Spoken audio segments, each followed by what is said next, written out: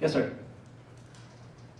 I know we're the people who are on the assembly voted for, but one of the biggest costs of government isn't what we pay people, but what businesses we don't allow to bid on municipal capital projects. So the people who aren't incumbents, or want to be incumbents again, where do you stand on project labor agreements, signatory requirements, and your position on the right of business owners who aren't union members to work on municipal projects? I think competition is a fantastic thing. If any of us want to remodel a bathroom or buy a vehicle, we usually go out and we try to find the best value for our dollar. And the same can operate within government as well. Not to pick on the Parks and Rec department, but for example, when you choose you choose a university because you try to find the best value for your dollar. And you have multiple universities that you can choose from. The same thing can happen in a city department. Parks and Rec, I believe, should be able to bid on a job mowing the grass, for example, or doing certain things within the park, just along with the private sector. What you're going to do is you're going to find a lower price and you're going to find a better service. I think that when it comes to union agreements, some things obviously can't be privatized. For example, the police department. But what I am in favor of are contracts that the city can afford without having to lay other people off and paying a good wage to officers and fire department. But what I don't like to see is for example, we can say, well, every police officer should make $1 million next year. Well, you may only have 4 police officers in order to fit that contract. And I think that's wrong. You shouldn't have to lay people off to meet a contract. So I believe in competition as well. Just so I'm clear, it's not a private sector public question.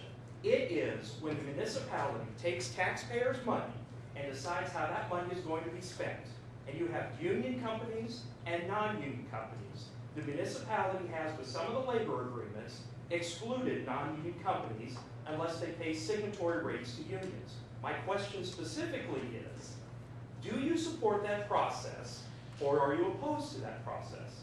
Nothing against private or whatever, but specifically, is it the right of non-union companies to be awarded work without paying signatory dues to unions? For the non-incumbents, please.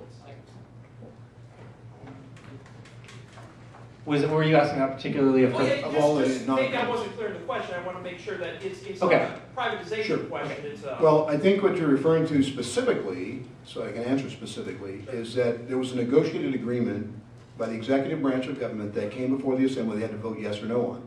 And what was negotiated in a process that the Assembly doesn't get to partake in or participate was that they would enter into project labor agreements with certain represented groups.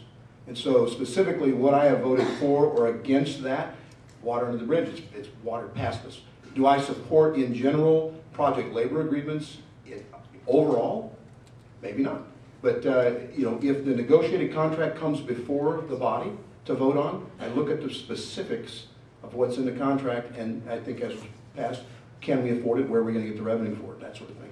I don't really believe that if you've got a negotiated entity and they say that they're going to pay a certain rate in the public sector for employees that are staffed, in the interest of trying to, I guess, pass the savings on to the company owner, and yet the workers who get the job done are getting paid half what the other guys are getting paid. I don't know that there's any parity there. So you might find that there's people on a job site where there are public employees working alongside folks that are working on a non, I guess you'd say, negotiated rate, making half pay, and I think you'd see a lot of problems with that. I think you'd have high turnover and possibly inconsistent work performance at the end of it. Mr. Clary? We'll take one more comment after Mr. Clary, and then we'll move on. Well, let's get specific. Currently, there are 5 municipal departments that have a contract that states if any electrical work goes out to bid, only the winning bidder can only be a company that pays signatory dues to the IBEW. I believe that's wrong. I believe that excludes a whole crop of private contractors out there, which if we open the door up and let everybody compete, we would get a much better rate. There's currently $40 million worth of contracts going out this summer for bid for contract work.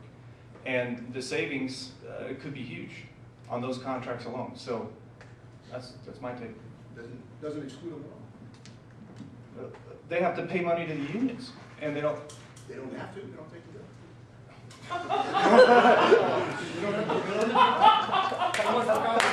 But that immediately takes away. Yeah. I think Mr. Hall had his hand up first. Yeah, sorry.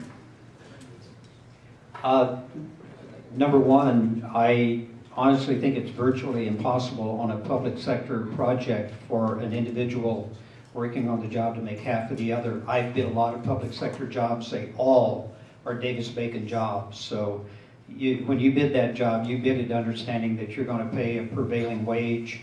You're basically going to provide prevailing benefits as well. My frustration in all my life in bidding in public jobs is I would love to see a practice made that a low bid was always thrown out. It's frustrating when you go and put the time and effort into bidding a job and somebody will come in and literally lowball the job and be awarded it, only to find out later that the change orders that are put in absolutely exceed what might have been the highest bid on the job to start with. But I believe everyone should have equal access to public funds when it's being spent on projects. Last one. Go ahead. Sorry. It's all right.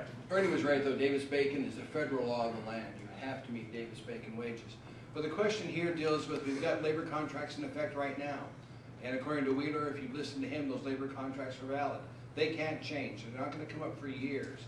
So your issue will come up in years, but not right now. Labor contracts are in place. And they're good labor contracts, according to Wheeler. Not going anywhere.